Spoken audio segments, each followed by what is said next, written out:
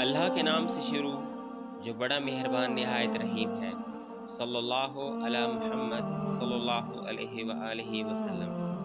ناظرین، قائد اعظم ریل کے سفر کے دوران اپنے لیے 2 برتھ مخصوص کرایا کرتے تھے۔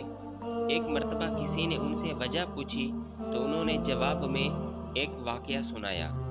انہوں نے بتایا کہ میں پہلے ایک برتھ کرایا کرتا تھا۔ ایک دفعہ میں لکھنؤ سے بمبئی جا رہا تھا۔ کسی چھوٹے اسٹیشن پر ریل گاڑی رکی تو ایک لڑکی میرے ڈبے میں آ کر دوسری برتھ پر بیٹھ گئی۔ چونکہ میں نے ایک ہی برتھ مخصوص کرائی تھی اس لیے میں خاموش رہا۔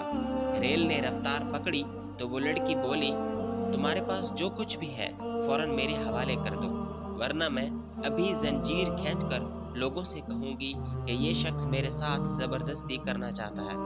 قائد اعظم نے بتایا کہ اس لڑکی کی بات سن کر میں ڈس سے مست نہ ہوا۔ اس وقت قائد اعظم کے پاس بہت قیمتی کاغذات تھے۔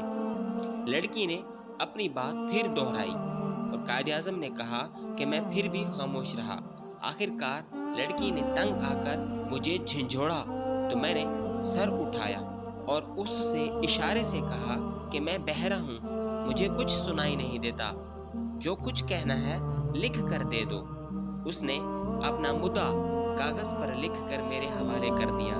میں نے فوراً زنجیر کھینچ کر اس لڑکی کو اس کی تحریر سمیت ریلوے حکام کے حوالے کر دیا اور پھر اس کے بعد میں ہمیشہ سے 2 برتھ مخصوص کرایا کرتا ہوں۔